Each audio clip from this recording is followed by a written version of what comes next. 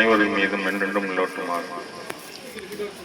நம்மோடு வாழ்ந்த நம்முடைய அன்பு சகோதரர் ஹபீபாய் அவர்களுடைய ஜனாசா தொழுகையை நிறைவேற்றி அவருக்கு நாம் செய்ய வேண்டிய இறுதி கடமையை நிறைவேற்றிய சூழலில் நாம் நம்முடைய உள்ளத்தில் கட்டாயம் அறிந்து கொள்ள வேண்டிய, அசைபோட வேண்டிய சால சிறந்த சிந்தனைகள் குறித்து சில விஷயங்களை தான் நாம் இங்கே பேச இருக்கின்றோம். உண்மையில் எத்தனை காலம் ஒரு மனிதர் வாழ்ந்தாலும் அவருடைய மரண நேரத்தில் நம்முடைய உள்ளம் அல்லாஹ் கொடுத்த இரக்கத்தின் காரணமாக, கருணையின் காரணமாக வேதனையின் உச்சத்திற்கு செல்வதை யாராலும் மறுக்கவே முடியாது. அதனுடைய வெளிப்பாடாக நம்முடைய கண்ணீர்கள் சிந்துவதும், நம்முடைய உள்ளம் பதபதைப்புக்கு உள்ளாவதும், மரணித்த அந்த சகோதரருடைய இழப்பை தாங்க முடியாமல் உறவுகள், உற்றார்கள், நண்பர்கள், கொள்கை உறவுகள் என்று ஒவ்வொரு நபர்களும் ஏங்கி தவிக்கும் பொழுது அப்படிப்பட்ட மக்களுக்கு ஆறுதலாக அல்லாஹ் சுப்ஹானஹு வ தஆலா சொல்லி காட்டுவது சூரா அல்-ஹதீத் என்ற 57வது அத்தியாயத்துடைய ஆரம்ப வசனத்தில் அல்லாஹ் கூறுகின்றான், லஹு முல்கு ஸமாவாதி வல் அர்த், வானங்கள் மற்றும் பூமியினுடைய ஆட்சி அதிகாரங்கள் அனைத்தும் அல்லாஹ் ஒருவனுக்கு மட்டுமே சொந்தம். யுஹீ வ யுமீது, அவன்தான் உயிரை கொடுக்கின்றான், அவன்தான் உயிரை எடுக்கவும் செய்கின்றான் என்று அல்லாஹ் சுப்ஹானஹு வ தஆலா இது என்னுடைய அதிகாரத்தில் உள்ள விஷயம், அதை நான் அந்த அதிகாரத்தை வெளிப்படுத்தக்கூடிய நேரத்தில் யார் ஒருவர் பொறுமையோடு அதை ஏற்றுக்கொள்கின்றாரோ அவருக்கு இன்மையிலும் மறுமையிலும் அல்லாஹ்வுடைய ரஹ்மத்தும் அல்லாஹ்வுடைய பேரருளும் இருப்பதாக அல் பக்ராவிலே அல்லாஹ் நமக்கு வாக்களிக்கின்றான். அந்த அடிப்படையில் நம்முடைய சகோதரருடைய பிரிவு நாம் தாங்க முடியாத துக்கத்தில் நம்மை ஆழ்த்தினாலும் கூட இன்னா லில்லாஹி வ இன்னா இலைஹி ராஜிஊன் என்ற வார்த்தையில் நாம் பொறுமை மேற்கொள்ளும் பொழுது அதற்குரிய கூலியை அல்லாஹ் நமக்கு கண்டிப்பான முறையிலே அவருக்கும் நமக்குமாக வறுமை நாளில் கொடுப்பான் என்பதிலே எந்த சந்தேகமும் இல்லை. அப்படிப்பட்ட பொறுமையோடு இதை நாம் கடக்க கடமைப்பட்டிருக்கின்றோம். அதோடு ஒரு மனிதர் மரணிக்கும் பொழுது அவர் குறித்து இரு முக்கியமான விஷயங்கள் அல்லாஹ்விடத்தில் மிக முக்கிய விசாரணையாக காத்துக் கொண்டிருக்கின்றது. அதில் முதல் விஷயம், நான் உனக்கு வாழ்வை கொடுத்தேன், வசதியை கொடுத்தேன், உடல் ஆரோக்கியத்தை கொடுத்தேன், உலகில் ஏராளமான கோடிக்கணக்கான விரல் விட்டு எண்ண முடியாத அளவுக்கு ஏராளமான நியமத்துகளை பரிசளித்தேன். அப்படிப்பட்ட அருளை பெற்றுக்கொண்ட மனிதன் என்னை மட்டும் வணங்கினானா என்கின்ற கேள்வியை தான் அல்லாஹ் சுப்ஹானஹு வ தஆலா முதல் கேள்வியாக முன்வைக்கின்றான். மரணிக்கக்கூடிய அந்த நேரத்திலேயே மலக்குகள் வாயிலாக எப்படிப்பட்ட மலக்குகளை அழைக்கின்றானோ, அவருடைய உயிரை கைப்பற்ற அனுப்புகின்றானோ, அதை வைத்தே அவர் ஏகத்துவவாதியா, மறுமையில் சொர்க்கத்துக்குரியவரா, நரகத்துக்குரியவரா என்பதை அல்லாஹ் சுப்ஹானஹு வ தஆலா சொல்லாமல் சொல்லிவிடுகின்றான். அது அந்த மரணித்த நபர் அவருக்கே வெளிச்சம். அல்லாஹ் அவருக்கு நல்லவர்கள் கைப்பற்றக்கூடிய வானவர்களை அனுப்பி அவருடைய பாவங்களை மன்னித்து மறுமை நல்லடியார்கள், சுதாக்கள், சித்திகீன்கள், நபிமார்களோடு எழுப்பி ஃபிர்தௌஸ் என்கின்ற சால சிறந்த சூனத்தில் அவரை அல்லாஹ் தஆலா புகுத்த வேண்டும் என்பதுதான் நம் அனைவருடைய கோரிக்கையும் வேண்டுதலும். அல்லாஹ் சுப்ஹானஹு வ தஆலா மரணிக்கக்கூடிய அந்த நபருக்கு கடுமையும் கொடுமையும் நிறைந்த வானவர்களை அனுப்பும் பொழுது அந்த மனிதர் அல்லாஹ்வை மறுத்த நிலையில் இருக்கின்றார்.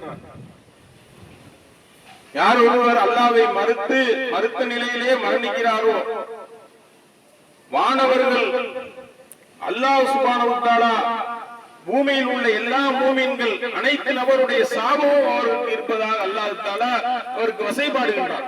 மாறாக யார் ஒருவர் அல்லாஹ்வை வணங்கிய நிலையில் ஏகத்துவத்தில் அல்லாஹ்வை மட்டுமே வணங்கி எந்த விதமான தகடு தாயத்துகள், எந்த விதமான கற்பனை கதாபாத்திரங்கள், அல்லாஹ்வுடைய இலக்கணங்கள் இன்னி அளவு கூட அடுத்த நபருக்கு இருப்பதாக யார் ஒருவர் உள்ளத்தில் கற்பனை கூட செய்யாத நிலையில் மரணிக்கிறாரோ அவரை அல்லாஹ் கண்ணியப்படுத்துகின்றான், வரவேற்கின்றான். அவரை கைப்பற்றும் பொழுதே மலக்குடைய கையில் சொர்க்கத்துடைய கஃன் துணியை கொடுத்து அனுப்புகின்றான். அந்த அளவுக்கு கண்ணியப்படுத்தி அவரை அல்லாஹ் தஆலா ஏகத்துவ சிந்தனையில் மரணித்த அவரை கைப்பற்றி மறுமையில் உனக்கு சொர்க்கம் என்பதை அந்த நொடியிலேயே உறுதிப்படுத்துகின்றான். அத்தோடு அத்தோடு மற்றும் ஒரு முக்கியமான விஷயம் குறித்து மரணித்தவரிடத்திலே அல்லாஹ் சுப்ஹானஹு வ தஆலா கேள்வி எழுப்புகின்றான்.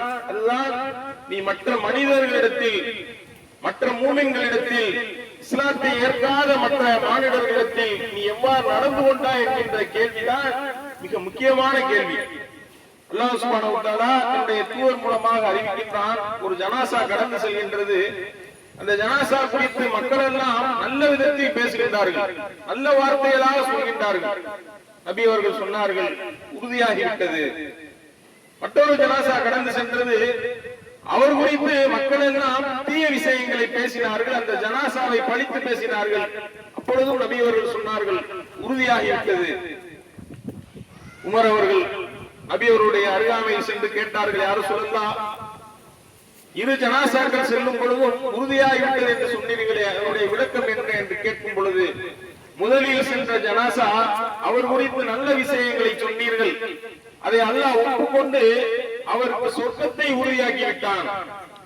இரண்டாவது ஒரு ஜனாசா செல்லும் பொழுது அவர் குறித்த தீய விஷயங்களை சொல்லி நீங்கள் பழித்தீர்கள், உங்களையே அல்லாஹ் சாட்சியாக ஆக்கி அவர் குறித்து அவருக்கான நரகத்தை உறுதிப்படுத்தி விட்டார் என்றால் அறிந்து கொள்ள வேண்டும். ஒரு மூமின் ஏகத்துவத்தில் அல்லாஹ்வை மட்டும் வணங்குவதில் எந்த அளவுக்கு கண்ணும் கருத்துமாக இருக்கின்றாரோ அதை விட அதிக கண்ணும் கருத்துமாக பிற மனிதர்களிடத்தில் அவர் எவ்வாறு நடந்து கொள்கின்றார் என்பதிலே மிகவும் கண்ணும் கருத்துமாக இருக்க வேண்டும். அப்படி அபிபாய் அவர்கள் அதற்கு சால சிறந்த உதாரணம். கோபப்பட்டு ஒரு நாள் கூட அவரை கண்டதே இல்லை, ஒரு நாள் கூட அவர் முகம் சுழித்து பேசி பார்த்ததே இல்லை. அவருக்கு விளக்கமான தொடர்பு, ஒரு 20 ஆண்டுகள் தொடர்பிலே ஒவ்வொரு நாளும் அவரை சந்திக்கக்கூடிய காலமெல்லாம் மின்முகத்தோடு வரவேற்று காலை நேரத்திலே இளைய சகோதரோடு தாவ பண்ணிட்டு புழுதமாக்குவாங்க.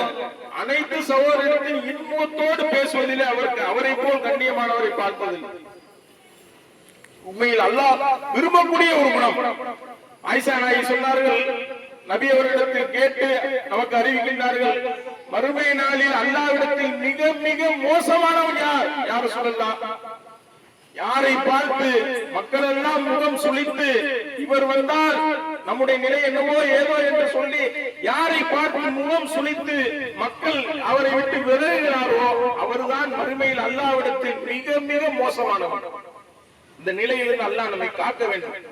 பிற மனிதனிடத்தில் எவ்வாறு நாம் நடந்து கொள்கின்றோமோ அதுதான் ஜனாசா நேரத்தில் நாம் கேட்கக்கூடிய பிரார்த்தனைகளிலே வெளிப்படும். பிரார்த்தனை என்பது என்ன? வெறும் வார்த்தைகளா, வெற்று கூச்சல்களா, மந்திரங்களா? உள்ளத்திலிருந்து பிறக்கக்கூடிய உயிரோட்டமான கோரிக்கைகள். இறைவா, இவர் இப்பொழுது கேள்வி கேட்க இருக்கின்றார், கேள்வி கேட்கப்பட இருக்கின்றார், இவர் பதில் சொல்ல வேண்டும். அல்லாஹ் தான் இறைவன், முகமது அவர்கள் தான் தூதர், இஸ்லாம் தான் மார்க்கம், திருமறையை படித்துதான் இதை அறிந்தேன் என்று ஒரு மூமின் சொல்லும் பொழுதுதான் அவருக்கு சொர்க்கம் உறுதியாகும். இந்த பதிலை அவர் சொல்லிவிட வேண்டும். அவருக்கு உறுதியை கொடு இறைவா என்று உங்களுடைய தோழர் மரணித்த நேரத்தில் அவருக்காக மனமுறி கேளுங்கள் என்று நபி அவர்கள் சொன்னார்களே, அந்த மனமுறி கேட்கக்கூடிய அந்த கோரிக்கை ஒரு மனிதனுடைய உள்ளத்தில் எப்பொழுது பிறக்கும்? அவர் நம்மளோடு உறவாடி அந்த தர்மங்கள் மூலமாகத்தான் பிறக்கும். அவர் மூலமாக பல கேடுகளையும் பல துன்பங்களையும் பல பழிச்சொல்களையும் பிற மனிதர்கள் வசைபாடி கேட்டிருந்தால் அவர் குறித்து கையேந்தும் பொழுது அந்த கோரிக்கைகள் மனமாற உயிரோட்டமான வார்த்தைகளாக வருமா? சிந்தித்து பாருங்கள். திருமறையிலே அல்லாஹ் கற்றுக் கொடுக்கின்றான். சூரா அல்-அஸ்ரின் 59 அத்தியாயத்திலே 9வது வசனத்தில், ரப்பனா அஃபிர் லனா வ லிஇஹ்வானினா அல்லதீன சபக்குனா ஃபில் ஈமான் வலா தஜ்அலு ஃபீ குலூபினா இல்லல்லதீன ஆமனு, இறைவா என்னையும் இறை நம்பிக்கை கொண்டு முந்திவிட்டு என்னுடைய சகோதரர்களை மன்னித்து விடு, அவர்கள் மீது என்னுடைய உள்ளத்தில் வெறுப்பை ஏற்படுத்தி விடாதே. எந்தெந்த வார்த்தையில் அல்லாஹ் போடுகின்றான் கவனியுங்கள். பிறர் குறித்து நீங்கள் துஆ செய்ய வேண்டும் என்றால், அவருக்காக மன்னிப்பு கேட்க வேண்டும் என்றால், அவர் மீதான நேசமும் அன்பும் உள்ளத்தில் ஆழமாக பதிய வேண்டும். அப்படிப்பட்ட விதத்தில் நாம் அவரிடத்தில் நடந்திருக்க வேண்டும். அப்பொழுதுதான் அந்த பிரார்த்தனைக்கு உயிர் இருக்கும். இல்லை என்றால் ஜனாசாவில் கலந்து கொண்டால், துஆ செய்தால், ஜனாசாவை பின்பற்றினால் எனக்கு 2 கீராக்களவு நன்மை உண்டு, ஒவ்வொரு கீராத்தும் 2 ஓதுமலையை கொண்டது, அந்த நன்மைக்காக நான் வந்தேன், நின்றேன், கேட்டேன், கலைந்தேன் என்று ஒருவர் சென்றால் அந்த உயிரோட்டமான பிரார்த்தனைக்கு உரித்தானவராக அவர் ஆக முடியுமா? சிந்தித்து பாருங்கள். ஹபீப் அவர்களுடைய மரணம் நமக்கான படிப்பினை. எத்தனை நபர்கள் சிந்தக்கூடிய கண்ணீர்கள் இதுபோல் நாமும் மரணிக்கக்கூடிய நேரத்தில் சிந்துவார்களா? படிப்பினை.